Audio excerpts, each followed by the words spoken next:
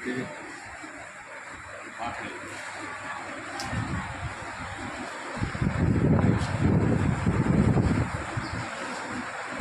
Communist party Marxist ముఖ్య కార్యకర్తల సమావేశం శ్రామిక భవన్లో ఈరోజు నిర్వహిస్తూ ఉన్నాం.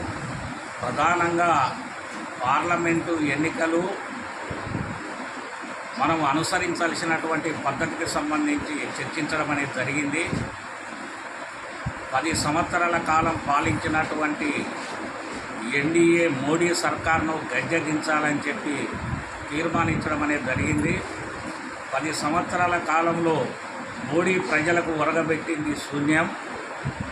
దేశంలో ఏర్పడినటువంటి 26 పార్టీలతో ఉన్నటువంటి ఇండియా కూటమి అభ్యర్థులను గెలిపించాలని పిలుపునివ్వటం అనేది జరిగింది.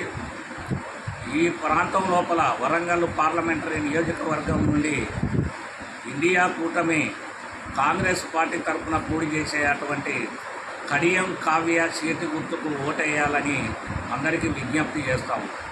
ప్రధానంగా మోడీ ఇచ్చినటువంటి వాగ్దానాలలో సంవత్సరానికి 2 కోట్ల ఉద్యోగాలు ఇస్తామని ఒక్క ఉద్యోగం కూడా ఇవ్వలేదు. అదేవిధంగా బడుగు బలహీన వర్గాల ప్రజలందరికీ ప్రధానమంత్రి ఆవాస్ యోజన పథకం కింద 10 లక్షల రూపాయలు ఇచ్చి గుంట స్థలం ఇస్తామన్నటువంటి ప్రధాని మోడీ ఈ జిల్లా లోపల ఒక్క ఇల్లు కూడా కట్టియలేదు. అదేవిధంగా యూపీఏ 2 గవర్నమెంట్లో సిపిఎం పార్టీ వామపక్షాలు ఉన్నప్పుడు కొట్లాడి సాధించి పెట్టినటువంటి చట్టాలు, అటవీ హక్కుల చట్టం ఏదైతుందో దాన్ని ఈరోజు నీరుగార్చిండు మోడీ.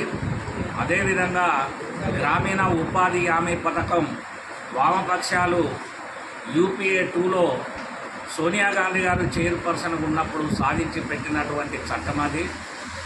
ఆ రోజు వలసలు పెరిగి కరువులు ఏర్పడి పట్టణాలకు వలస వెళ్ళే టైంలో దాన్ని నివారించడానికి వామపక్షాలు సోనియా గాంధీ గారిని ఒప్పించి తెచ్చినటువంటి ఉపాధి హామీ చట్టాన్ని ఇలా భూపాలపల్లి లాంటి మున్సిపాలిటీ ఏరియాలలో లేకుండా చేసినటువంటి పరిస్థితి ఉంది.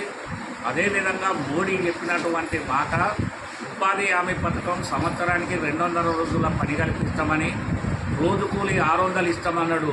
అది ఇవ్వకపోగా ఉపాధి చట్టానికి నిధులు కేటాయించకుండా అన్యాయం చేసినటువంటి పరిస్థితి ఉంది.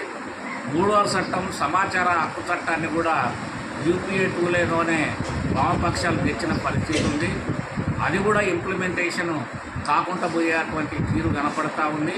ఈ 3 చట్టాలు ఎర్రజెండా పార్టీలు సోనియా గాంధీ గారితో మాట్లాడి తెచ్చినటువంటి, కానీ మోడీ ఇచ్చినటువంటి ఏ ఒక్క వాగ్దానం అమలు కాకపోగా ఈరోజు మహిళల మీద దాడులు, ఆదివాసీల మీద దాడులు, గిరిజనుల మీద దాడులు, దళితుల మీద దాడులు, ముస్లింల మీద దాడులు, క్రిస్టియన్ల మీద దాడులు అనేకం చేయించిండు మోడీ. కాబట్టి నరహంతక నరేంద్ర మోడీని యమలోకానికి పంపాల తప్ప ఓటు అనేటువంటి ఆయుధాన్ని ఒక్క ఓటుతో నరేంద్ర మోడీని యమలోకానికి పంపాలని సిపిఎం పార్టీ శ్రేణులకు, మేధావులకు, ప్రజలందరికీ మేము విజ్ఞప్తి చేస్తూ ఉన్నాం. ఈరోజు మోడీ ఓడిపోకపోతే కూలీ 178 రూపాయలే ఇస్తాడు తప్ప ప్రజలకు ఏమి రాదు. పెద్దోళ్ళకేమో రాయితీ ఇస్తూ ఉండు, పెద్దోళ్ళకేమో సకల సౌకర్యాలు కల్పిస్తూ ఉండు.